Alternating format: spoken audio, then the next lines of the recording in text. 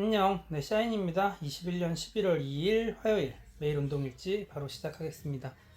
마지막 훈련이 지난주 금요일이었어요. 토요일, 일요일, 월요일 3일 동안 훈련을 또 쉬었었고요.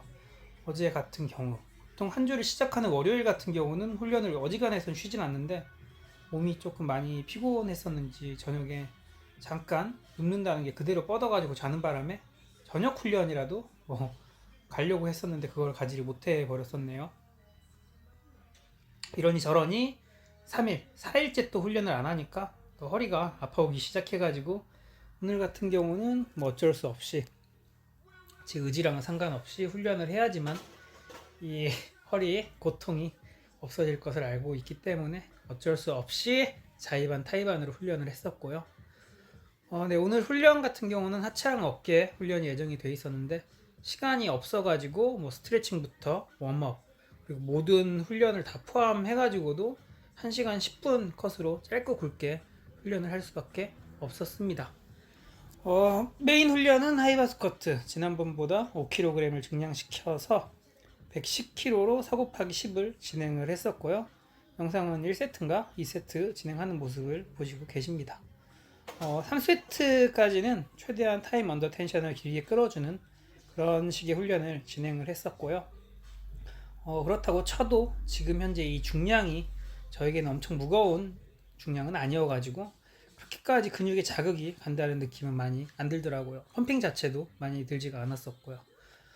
그래서 4세트 같은 경우는 조금 특이하게 ATG, 에스트 그라스, ATG 스쿼트를 진행을 했었는데 네, 확실히 ATG 스쿼트가 몸에 근육을 더 많이 동원을 하기 때문에서 그랬는지 하자마자 바로 운동성 두통이 생기더라고요. 제가 보통 운동성 두통이 생기는 편은 아닌데 확실히 오늘 ATG의 빡심을 경험을 했습니다. 영상은 ATG 스쿼트 진행하는 모습이고요. 뭐 또 ATG에 대해서 할 말이라고 또 해주자면 별건 없어요.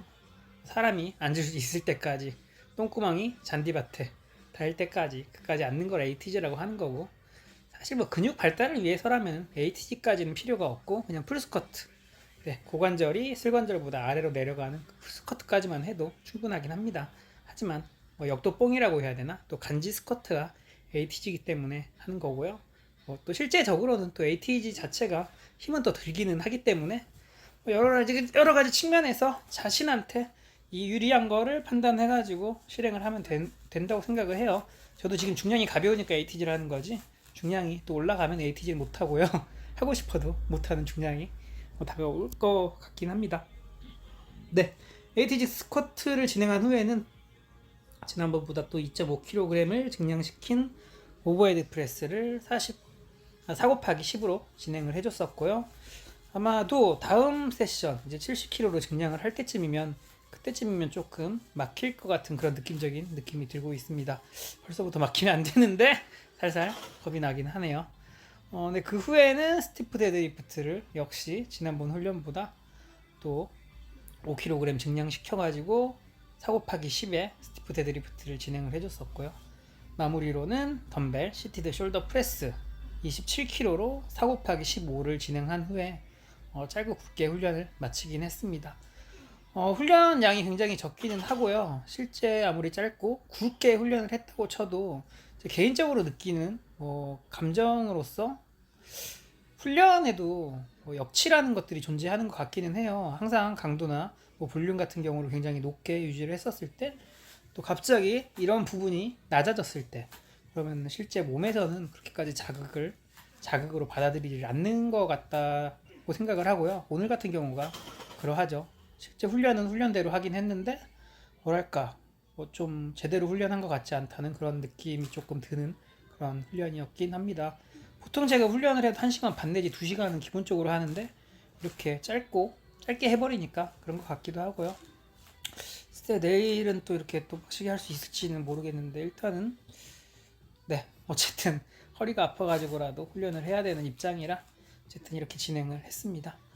훈련에 앞서서 또 오늘 어떤 얘기를 해드릴까 생각하다가 제가 항상 강조하는 게 스트렝스식 훈련과 보디빌딩식 훈련의 차이를 인지하고 훈련을 하라는 게 또 포인트 중에 하나잖아요. 그래서 그거를 좀 비교를 해드리자면은 뭐 근육 근비대를 일으키는 여러 가지 요소 중에서 또 생각보다 많은 부분을 차지하는 게 총 훈련 양이에요. 뭐 볼륨이라고 얘기를 할 수가 있는데 중량 곱하기 세트와 횟수를 볼륨량이라고 하는데 이 부분이 바로 이제 스트렝스식 훈련과 보디빌딩식 훈련의 차이를 또 극명하게 보여주는 예이기도 합니다.